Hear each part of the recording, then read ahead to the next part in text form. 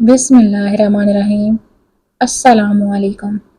میرے ایک عزیز دوست سرکاری اسکول میں کلرک تھے جن کا نام منیر احمد ہے۔ منیر احمد کی ساری پینشن بیٹا اور بہو کھا گئے اور منیر احمد صاحب فالج میں مبتلا ہو گئے۔ وہ دو دو دن بھوکے گندگی میں پڑے رہتے۔ جب مہینے بعد پینشن لانی ہوتی تو بیٹے کو باپ کا خیال آ جاتا۔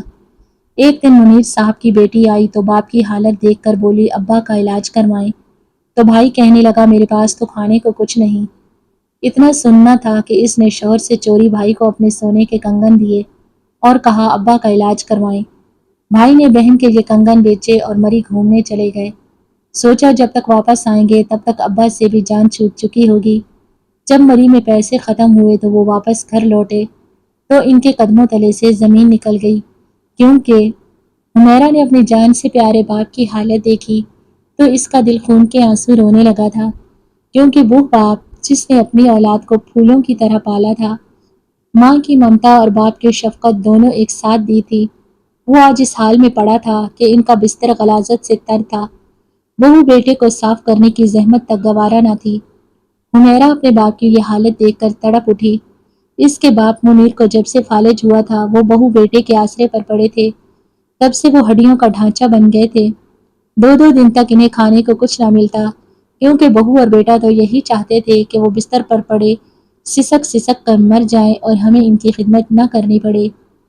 حمیرہ نے اپنے باپ کو خود صاف کیا، ان کا بستر بدلا جو نہ جانے کتنے دنوں سے ان کے نیچے پڑا تھا، جو گندا اور بدبودار ہوا پڑا تھا۔ نہ جانے منیر صاحب کیسے اس بستر پر سوتے تھے، نہ جانے انہیں رات کو کیسے نیند آتی ہوگی، مگر نیند بھی کہاں آتی ہوگی، بھوکے پیٹ بھلا نیند کہاں آتی ہے انسان کو۔ حمیرہ کو اپنے بھائی کی بے مروتی اور شفافیت پر انتہائی رنج تھا۔ وہ خود شادی شدہ تھی، بال بچوں والی تھی اور دوسرے شہر میں رہتی تھی۔ کبھی کبھار والد اور بھائی کی تڑپ میں آ جاتی، اس کی یہ حالت دیکھ کر مزید تڑپ جاتی۔ اس نے بھائی کو پاس بٹھایا۔ منیر صاحب کا ایک بیٹا اور ایک بیٹی تو تھے جن کو بچپن سے ہی انہوں نے خود پال پوس کر جوان کیا تھا، کیونکہ منیر صاحب کی بیوی حمیرہ کی پیدائش کے 5ویں سال ہی اس دار فانی سے رحلت کر چکی تھی، اور تب سے منیر صاحب نے ان دونوں بچوں کو ماں اور باپ بن کر پالا تھا۔ وہ ایک اسکول میں کلرک کی نوکری کرتے تھے اور اسی سے ان دونوں بچوں کی اچھی تربیت اور پرورش کی تھی۔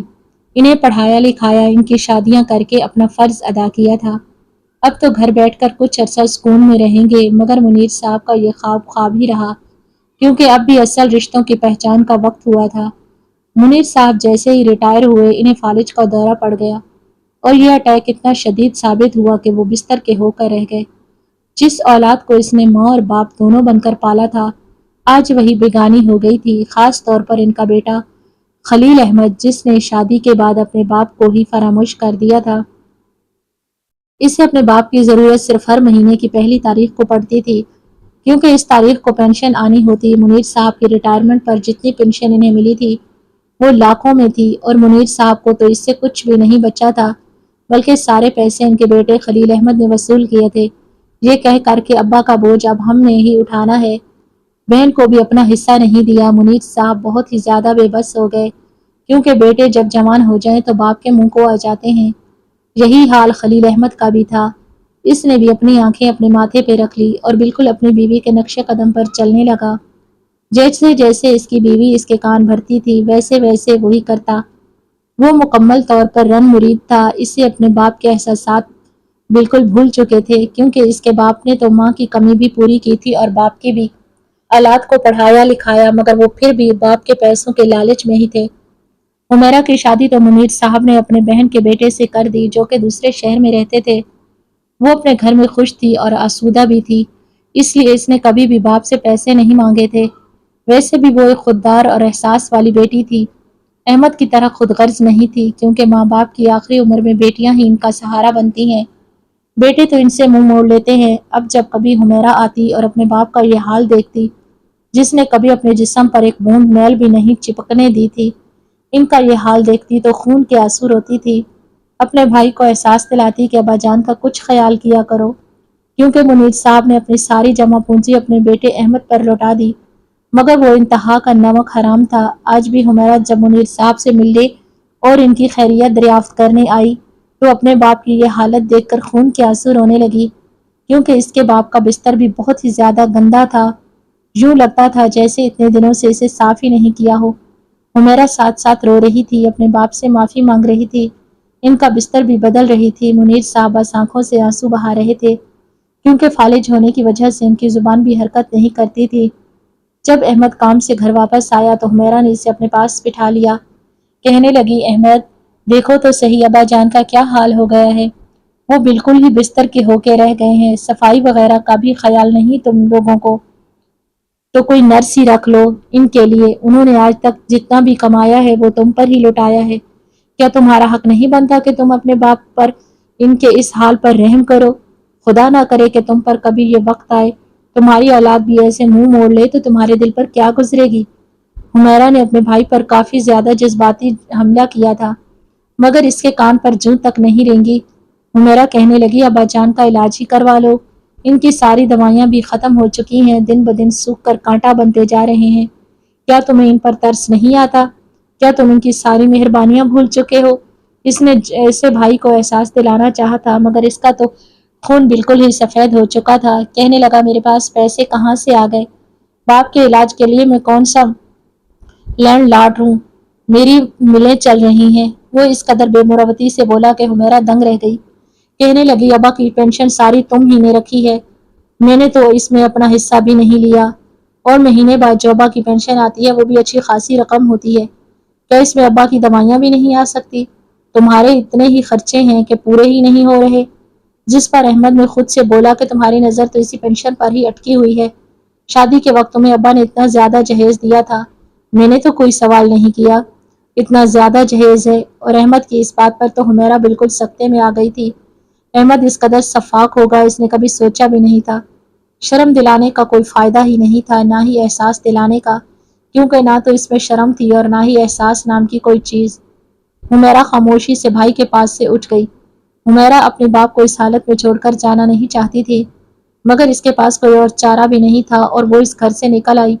نہ جانے اس کے پیچھے اس باپ کی کیا حالت ہوئی ہوگی۔ آج تو اس نے اپنے باپ کو کھانا بھی کھلا دیا تھا اور اس کے کپڑے بھی بدل دیے تھے۔ وہ جانتی تھی کہ اس کے بعد اسے کوئی پوچھنے والا نہیں ہوگا، مگر اسے گھر کی بھی مجبوری تھی، بار بار اس کے شوہر کی طرف سے بلاوا آ رہا تھا کہ تم گھر کیوں نہیں آ رہی، بچے رو رہے ہیں، تم کہاں چلی گئی ہو؟ حمیرہ بیچاری بہت مجبور تھی، مگر اس کا دل غم سے پھٹا جا رہا تھا۔ آج تو اس کے بھائی خلیل احمد کے رویے نے دل توڑ کر رکھ دیا تھا۔ کوئی بیٹا اس قدر سخت دل کیسے ہو سکتا ہے کہ باپ کی ساری مہربانیاں ہی بھول جائے، ایک لمحے میں سب فراموش کر دیا جائے؟ یہ سوچتے سوچتے حمیرہ گھر چلی گئی۔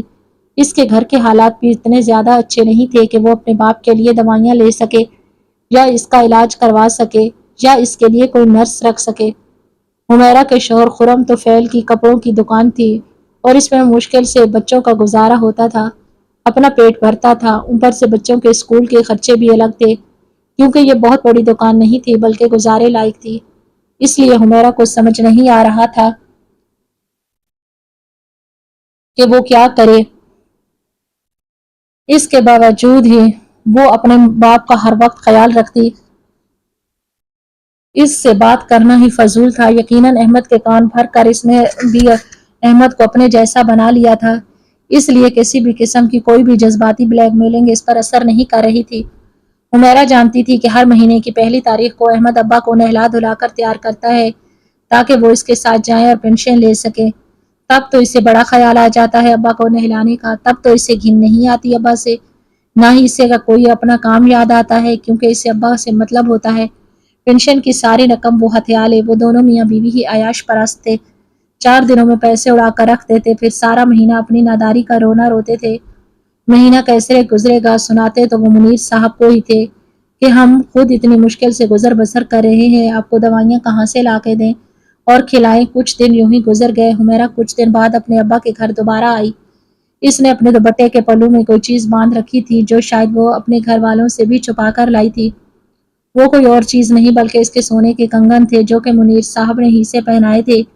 اس کی شادی کے وقت وہ سونے کے کنگن شاید آج ابا کے ہی کام آ جاتے، کیونکہ اس نے اپنے شوہر سے چھپ کر یہ کام کیا تھا۔ اس کا شوہر بھی احمد کی طرح ہی لالچی طبیعت کا مالک تھا، وہ بھی کہتا تھا کہ بس اپنا پیٹ ہی اتنی مشکل سے پال رہے ہیں، اب دوسروں کا وبال اپنے سر پر کیوں لیں۔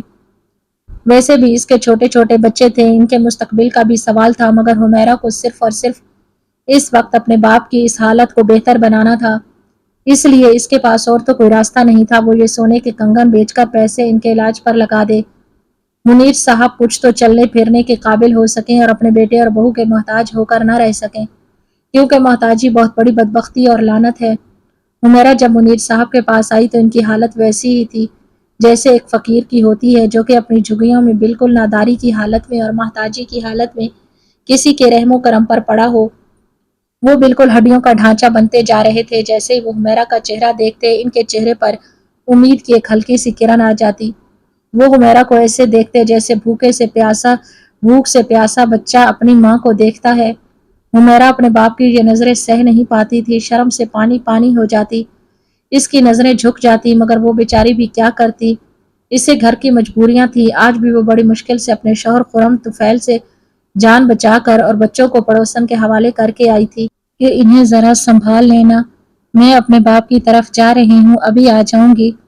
حمیرہ نے سب سے پہلے اپنے باپ کا بستر تبدیل کیا، ان کو نئے اور اجلے کپڑے پہنائے، ان کی بدبو ختم کی۔ منیر صاحب تھوڑے سے آسودہ ہو گئے تھے، ان کی نظروں میں حمیرہ کے لیے شکر گزاری تھی، حالانکہ وہ حمیرہ کے باپ تھے، پھر بھی وہ اس کا شکریہ ادا کر رہے تھے۔ یہ بھی زمانہ آنا تھا کہ باپ اپنی اولاد کا احسان مند ہو جائے، حالانکہ باپ کے احسانات تو اتنے ہوتے ہیں کہ اولاد انہیں چاہ کر بھی ادا نہیں کر سکتی، ان کا حق ادا نہیں کر سکتی۔ حمیرہ کی آنکھوں میں اپنے باپ کی ایسی نظریں دیکھ کر آنسو آ جاتے، کہنے لگی، ابا جان مجھے اس طرح سے نہ دیکھیں، میں تو آپ کا کوئی بھی احسان ادا نہیں کر سکتی جو آپ نے ہم بہن بھائیوں پر کیا ہے، مگر بھائی تو احسان فراموش نکلا، اسے تو اپنی بیوی سے ہی فرصت نہیں، وہ ہر وقت اس کے کان بھرتی رہتی ہے۔ حمیرہ اپنے باپ کے سامنے پھٹ پڑی، کیونکہ باپ کی حالت دیکھ کر اس کا دل پھٹنے کے قریب تھا، مگر منیر نے ہاتھ کے ہلکے سے اشارے سے اسے منع کر دیا کہ ایسا مت کہو۔ وہ اپنی نظروں سے اسے سارا کچھ سمجھا رہے تھے، کیونکہ انہیں اپنے بیٹے سے بھی کوئی شکوہ نہیں تھا۔ کیسے باپ تھے، کتنا بڑا دل تھا، ایسے باپ تو نصیب والوں کو ملتے ہیں، مگر خلیل احمد تو صدا کا بد نصیب تھا، ضرور وہ اپنی عمر کے آخری حصے میں پچھتائے گا، اس نے اپنے باپ کے ساتھ کیا کیا، کیونکہ ماں باپ کے ساتھ کی گئی زیادتی کا بدلہ انسان دنیا میں ہی ادا کر کے جاتا ہے۔ مگر منیر صاحب پھر بھی احمد کے لیے بد دعا نہیں کر سکتے تھے۔ حمیرہ منیر صاحب کی حالت درست کرنے کے بعد احمد کے کمرے میں چلی گئی، جو کہ اے سی نما پنکھے کے نیچے بڑا آرام کر رہا تھا۔ حمیرہ کا بس نہیں چل رہا تھا کہ اس کا منہ توڑ دے اور اسے کہے کہ اس کا بل ادا کرنے کے پیسے آ جاتے ہیں، مگر ابا کی دوائیوں کے چند ہزار تمہارے پاس نہیں ہیں، کیونکہ تمہیں اپنی عیاشیوں سے فرصت ملے تو تم ابا کا دھیان کرو۔ مگر وہ یہ سب کچھ سوچ کر ہی رہ گئی، کیونکہ وہ اپنے بھائی سے دشمنی نہیں لینا چاہتی تھی، یہ نہ ہو کہ منیر صاحب پہلے والی بری حالت میں آ جائیں۔ اس لیے وہ بڑے آرام سے احمد کے پاس بیٹھی اور اپنی چادر کے نیچے سے چھپے کنگن نکال کر احمد کو تھما دیے، کہنے لگی، یہ کنگن میری شادی کے ہیں، جو کہ ابا نے مجھے تحفے کے طور پر دیے تھے، مگر ان کے احسانات میری ذات پر اتنے زیادہ ہیں کہ میں چاہ کر بھی ان کا بدلہ نہیں دے سکتی۔ میرے پاس اور تو کچھ نہیں ہے، مگر یہ کنگن ہے، تم انہیں بیچ کر ابا کا علاج کرواؤ، کیونکہ میرے پاس تو اتنا وقت نہیں ہے کہ میں ابا کے پیچھے ہسپتالوں کے دھکے کھا سکوں۔ میں آج بھی بڑی مشکل سے اپنے شوہر سے نظر بچا کر آئی ہوں۔ وہ حمیرہ کی باتیں سن رہا تھا یا نہیں، مگر اس کی نظریں جیسے کنگن میں گڑ سی گئی تھیں۔ اچانک اس کی بیوی بھی کمرے میں آ گئی، کہنے لگی، ارے سونے کے کنگن تمہارے پاس کہاں سے آئے؟ اس سے پہلے کہ حمیرہ کنگن چھپاتی، اس نے خود ہی دیکھ لیے تھے۔ اب حمیرہ چاہ کر بھی ان کو چھپا نہیں سکتی تھی، کیونکہ اسے لگتا تھا کہ کہیں اس کی بیوی کنگن بھی ہتھیا نہ لے اور اس کے باپ کا علاج بھی پھر ہونے سے رہ جائے۔ احمد نے وہ کنگن حمیرہ سے لے لیے، کہنے لگا، تم فکر کیوں کرتی ہو حمیرہ، وہ میرے بھی باپ ہیں، مجھے بھی اتنے ہی عزیز ہیں جتنے کہ تمہارے۔ میرے پاس اگر پیسے ہوتے تو میں ان کا ضرور علاج کرواتا، مگر تمہارا شکریہ کہ تم نے اپنے باپ کی پرواہ کی، آخر کو بیٹیاں ہی باپ کے کام آتی ہیں، میں تو شاید بدقسمت ہوں جسے باپ کی خدمت کرنا بھی نصیب نہیں۔ وہ اتنی مسکینیت سے اپنی بے شرمی کے قصے سنا رہا تھا کہ حمیرہ جل کر رہ گئی، مگر منہ سے کچھ نہ بولی، کہنے لگی، ان کنگن کو بیچ دو اور ابا کا علاج کرواؤ، کیونکہ ان کی حالت بہت ہی زیادہ خراب ہے، اگر ان کی محتاجی دور ہو جائے گی تو تم لوگوں کو بھی زیادہ تکلیف نہیں اٹھانی پڑے گی۔ حمیرہ نے احمد کو سمجھاتے ہوئے کہا۔ احمد نے کہا، تم فکر ہی نہ کرو اور بے فکر ہو کر گھر جاؤ، ابا کا علاج مجھ پہ چھوڑ دو۔ احمد نے وہ کنگن اپنی جیب میں رکھ لیے تاکہ حمیرہ کا ارادہ بدل نہ جائے۔ اس کے دل میں تو لڈو پھوٹ رہے تھے کہ اچھی بے وقوف بہن ہے، اپنے لٹیرے بھائی کو سونا دکھا کر اس کا ایمان مزید خراب کر رہی ہے۔ حمیرہ بیچاری بھولی بھالی سی تھی، اسے اس حد تک یقین نہیں تھا کہ اس کا بھائی اس قدر سفاکیت پر اتر آئے گا، مگر جب انسان کا ایمان ڈگمگا جائے تو پھر وہ اپنی ہی نظروں میں گرتا چلا جاتا ہے۔ دوسروں کی نظروں میں بھی حمیرہ کے جانے کے بعد احمد کنگن کو غور سے دیکھ رہا تھا کہ کہیں یہ نقلی تو نہیں۔ اس کی بیوی آئی اور احمد کے ہاتھ سے کنگن جھپٹ لیے، کہنے لگی یار اتنے خوبصورت کنگن ہیں، مجھے تو کسی نے نہیں پہنائے، حالانکہ اس سسرال والوں کا حق ہوتا ہے کہ بہو کو کنگن پہنائیں۔ احمد اپنی بیوی کو دیکھتا رہا، کہنے لگا تم کیا چاہتی ہو، میں ان کنگنوں کا کیا کروں؟ وہ تو بالکل ہی اپنی بیوی کا غلام تھا، جو بات وہ کہتی تھی احمد وہی کرتا تھا۔ یوں لگتا تھا جیسے اس کی بیوی نے اس پر کوئی جادو کیا ہے اور اسے اپنا اسیر بنا دیا۔ ایک دم سے کہنے لگی اف یہاں کتنی گرمی ہے، یہاں بار بار لوڈ شیڈنگ ہو جاتی ہے، کراچی کا موسم تو تمہیں پتہ ہے کس قدر گرم ہے، اور تم تو مجھے ہنی مون پر بھی نہیں لے کر گئے تھے۔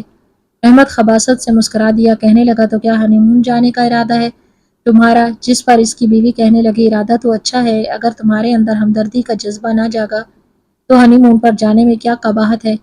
اس کا اشارہ شاید احمد کے باپ کی طرف تھا۔ احمد کہنے لگا کہ ابا کا علاج اب ممکن نہیں، حمیرہ تو جھلی ہے، اسے کچھ پتہ ہی نہیں ہے، بھلا فالج کا علاج بھی ممکن ہو سکتا ہے، اس لیے ابا پر پیسے ضائع کرنے کا کوئی فائدہ نہیں۔ اور احمد کی بیوی تو یہی چاہتی تھی، کہنے لگی چلو مری گھومنے چلتے ہیں، میں تھوڑی سی آؤٹنگ بھی ہو جائے گی۔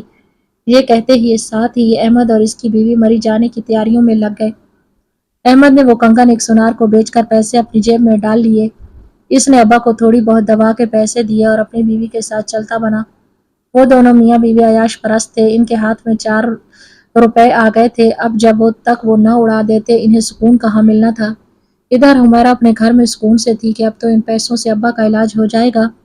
حمیرہ کے وہ کنگن اس کے شوہر نے لا کر انہیں چھپا کر رکھے ہوئے تھے اور لاکر کی چابی اس دن حمیرہ کے ہاتھ لگ گئی تھی، جس کی وجہ سے اس نے کنگن نکال لیے تھے۔ آج اس کا شوہر عجلت میں گھر آیا، کہنے لگا لاکر کی چابی کہاں ہے؟ حمیرہ پریشان ہو گئی، کہنے لگی کیا ہوا، خیریت تو ہے؟ جس پر اس کا شوہر کہنے لگا کہ میری دکان میں بہت بڑا گھاٹا ہو گیا ہے، لگتا ہے مجھے وہ کنگن بیچنے پڑیں گے تاکہ میں اس خسارے کو پورا کر سکوں اور ہم سڑک پر نہ آ جائیں۔ وہ کافی زیادہ پریشان لگ رہا تھا، حمیرہ کے چہرے پر تو ہوائیاں اڑنے لگی، اسے بالکل سمجھ نہیں آ رہی تھی کہ وہ کیا کرے۔ اس کا بی پی ایک دم سے لو ہونے لگا۔ جیسے ہی اس کے شوہر نے لا کر کھولا کنگن وہاں سے غائب تھے۔ وہ حمیرہ پر چلانے لگا، کہنے لگا تم نے کنگن کہاں گم کیے ہیں؟ کنگن مجھے نکال کر دو ورنہ اس گھر سے چلی جانا۔ حمیرہ اس کی منت سماجت کرنے لگی کہ میرے ابا بستر مرگ پر پڑے تھے، اس لیے میں نے کنگن بیچ کر ان کے علاج کے پیسے احمد کو دے دیے۔ اس کا شوہر خرم کہنے لگا احمد تو اپنی بیوی کے ساتھ مری گھومنے چلا گیا ہے، یقیناً وہ تمہارے ہی کنگن کے پیسوں سے سیر سپاٹے کرنے گیا ہے، تم جاؤ اور اپنے ابا کا علاج خود ہی کرا لو، اس گھر میں کوئی جگہ نہیں ہے تمہاری۔ اس نے اس کو گھر سے نکال دیا۔ ادھر حمیرہ روتی دھوتی اپنے باپ کے گھر پہنچی۔ اس کے باپ کی حالت ویسی کی ویسی تھی، اس کی جیب میں 4 پیسے ڈال کر گیا تھا احمد۔ حمیرہ تو سر پکڑ کر بیٹھ گئی۔ ادھر احمد اپنی بیوی کے ساتھ مری میں گل چھڑے اڑا رہا تھا۔ وہ تو یوں لگ رہے تھے جیسے نئے نئے شادی شدہ جوڑے ہوں۔